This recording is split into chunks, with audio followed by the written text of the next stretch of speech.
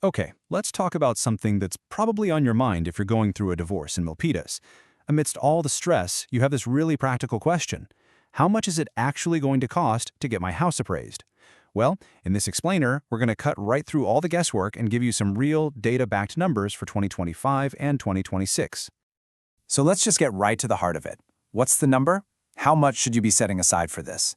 It feels like a simple question, right? But the answer has a couple of important layers. We're going to peel them back, one by one, so you can build a smart budget and know exactly what you're paying for. All right, to get a real answer, we can't just pull a number out of thin air. We need a solid, objective starting point. And you know what? The best place to find that is from an official government fee schedule. This gives us a credible, totally unbiased baseline before we start adding in any other details. Okay, so take a look at this. This table shows the standard VA appraisal fees for the entire state of California. See that top line? A single-family home or a condo starts with a base fee of $700. So let's think of that as our ground floor, our foundational number. But we're not staying on the ground floor. Now, let's zoom in a little, because where you live in a big state like California makes a huge difference. Milpitas is in Santa Clara County, and believe me, the official fee schedules absolutely take local market differences into account. This is the next critical piece of our puzzle. And there it is. Look at that jump. Just by being in Santa Clara County, that base fee for a single-family home goes from $700 to $750. And you can see the same kind of increase for other property types too. So what does this actually mean for your home in Milpitas? Let's be really clear here. We've already had to adjust our baseline. Thanks to this official data, we now know for a fact that any conversation about a standard appraisal in Milpitas has to start at $750 for a typical home. But here's the thing. We're not talking about a standard appraisal, are we? And this brings us to what is maybe the most important factor for your situation, what I call the divorce premium. See, an appraisal for a divorce is a whole different animal than one you get for a mortgage. It has a legal purpose, and that changes everything, including the cost. So what is a divorce appraisal, really? Well, it has to be absolutely rock solid. It's not just going to a bank underwriter, it's potentially going in front of lawyers, mediators, maybe even a judge. That means the appraiser has to dig deeper, provide way more documentation, and build a report that can hold up under intense legal scrutiny. It's built to be a legal document. I really love this analogy because it makes it so easy to understand. A standard appraisal for a mortgage, it's like a quick snapshot of your home's value on a given day.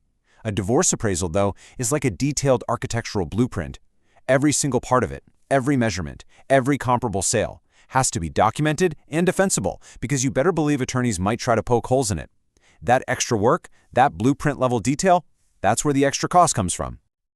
Okay, so we've got our objective baseline for Milpitas, and now we understand why a divorce appraisal requires more work.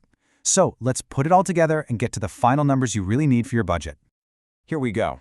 For most single-family homes and condos right there in Milpitas, your realistic starting point for a divorce appraisal is going to be $750 plus. That Santa Clara County baseline we found, that's the floor. The complexity of the divorce appraisal is what builds up from there. And if you happen to own a small multi-unit property, maybe a duplex or a fourplex, your anchor point is a bit higher. You should be budgeting for $925 plus. Again, this is the baseline for this kind of property, and that's before we account for any other complexities. Now, I keep saying plus, and those little plus signs are really important. The numbers we just looked at are the starting line. A few key things can adjust that final quote upwards. Let's quickly run through what they are.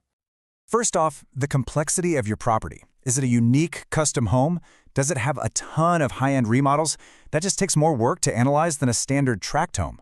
Second, the scope of work. Sometimes you need a value for today and a retrospective value from, say, the date you got married. That's like 2 appraisals in one, so the fee will reflect that.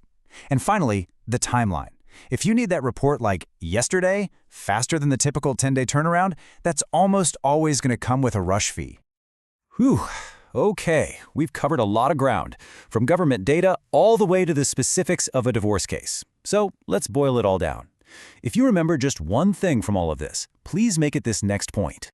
At the end of the day, here's what it all means. Use those numbers, the 750 plus and the 925 plus, to build your budget. They are solid, data-driven starting points. But the final exact number can only come from a local appraiser who can look at the specifics of your property and your legal situation.